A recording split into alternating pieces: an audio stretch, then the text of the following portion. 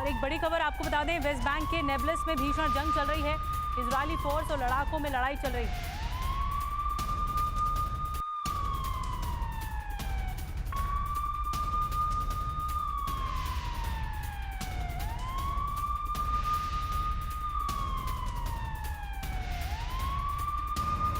एक और बड़ी खबर आपको बता दें, सीसीटीवी में कैद आईडीएफ का ऑपरेशन। तस्वीरें सामने आ गई है आईडीएफ के ऑपरेशन की, जो सीसीटीवी में कैद हो गई। नेबलस में भीषण जंग चल रही है। वेस्ट बैंक के नेबलस में भीषण जंग चल रही है। इजरायली फोर्स और लड़ाकों में लड़ाई चल रही है। ये देखिए सीसीटीवी में तस्वीरों में कैद हो गया है ये जो ऑपरेशन चलाया जा रहा है इजराइल डिफेंस फोर्स की तरफ से नेबलस में।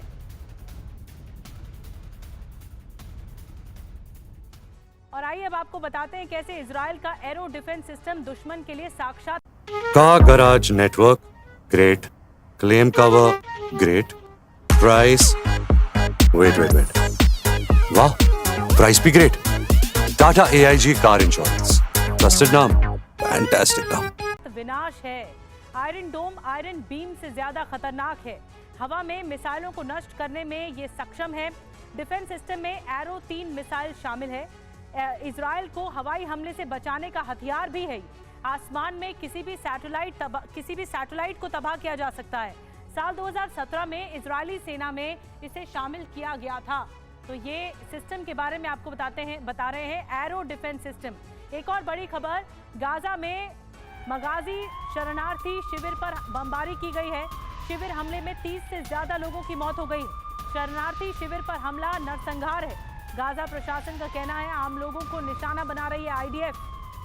फिलिस्तीनी समाचार एजेंसी वफा का दावा किया गया है मगाजी शरणार्थी शिविर में मृतकों की संख्या 30 से ज्यादा पहुंच गई।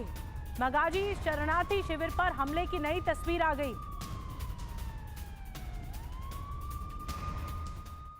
और 2000 पाउंड बम से हमला, ये बहुत चौंका देने वाला खुलासा है। जबालिया कैंप पर हुआ था बड़ा हमला।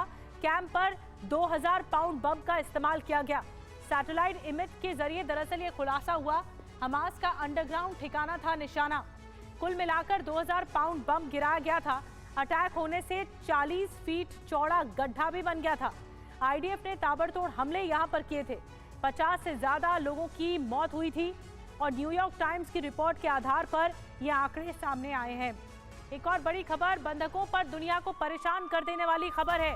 हमास ने कहा है कि 60 बंधकों का अब तक पता नहीं है।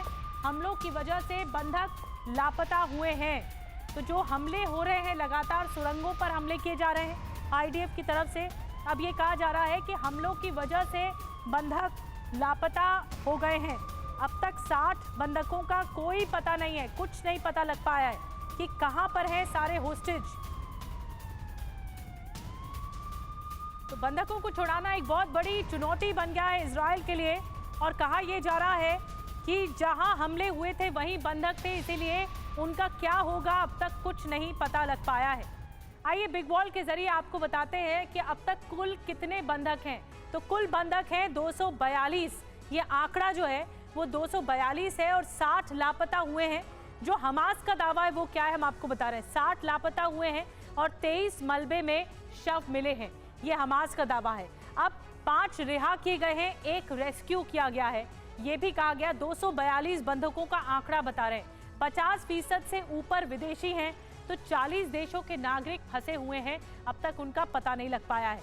तो ये आंकड़ा डराता है कि आखिर बंधकों का होगा क्या किया जाएगा इजराइल की तरफ से जो उन्हें छुड़ा लिया जाएगा। हमास दावा अलग कर रहा है कि 60 लापता हुए हैं, 23 मलबे में शव हैं, लेकिन इजराइल का दावा अपना है। अब ये बंधकों के छुड़ाने की रणनीति क्या होगी, ये सबसे बड़ा सवाल है। एक और बड़ी खबर आपको बता दें, इस बीच एक और बड़ी खबर आ रही है। बंधक संकट पर इजराइल का बड़ा प्लान है। दबाव बनाने के लिए लेबनान पर बमबारी की गई है। हमास की कोई शर्त नहीं मानेगा इजराइल।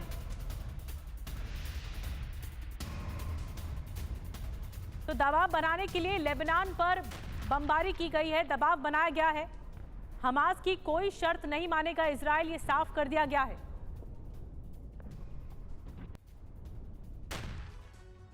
अब ऐसे में सवाल यह है कि बंधकों के लिए इजराइल क्या क्या कर रहा है। लगातार बमबारी से हमास को झुकाना ये कर रहा है इजराइल। लेबनान में बमबारी भी इसी प्लान का हिस्सा बताई जा रही है।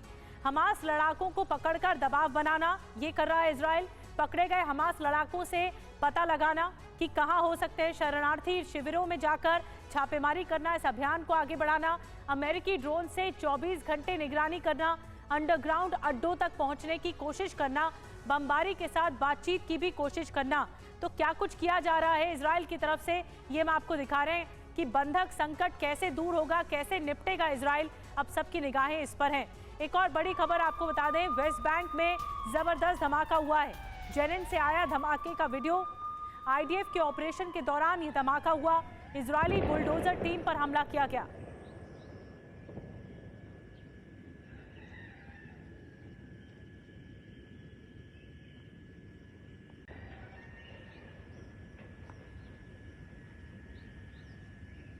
एक और बड़ी खबर, अब बात गाजा जंग में सबसे सनसनीखेज मुलाकात की करते हैं। फिलिस्तीन के राष्ट्रपति से मिले हैं ब्लिंकन। महमूद अब्बास और ब्लिंकन की मुलाकात हुई है। रामल्ला में हुई दोनों की मुलाकात। अरब देश प्रतिनिधियों से ब्लिंकन मिल रहे हैं।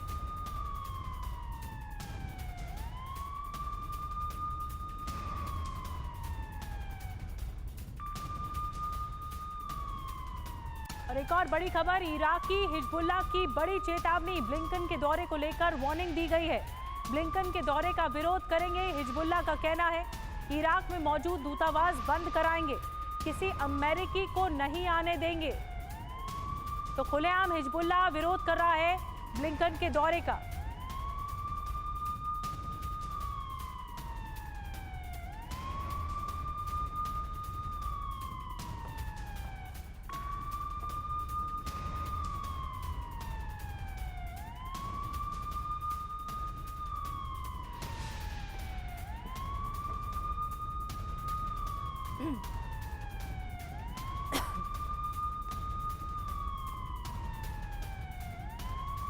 तो इराक में यूएस दूतावास बंद कराएंगे, साफ तौर पर धमकी दी गई है हिजबुल्लाह की तरफ से।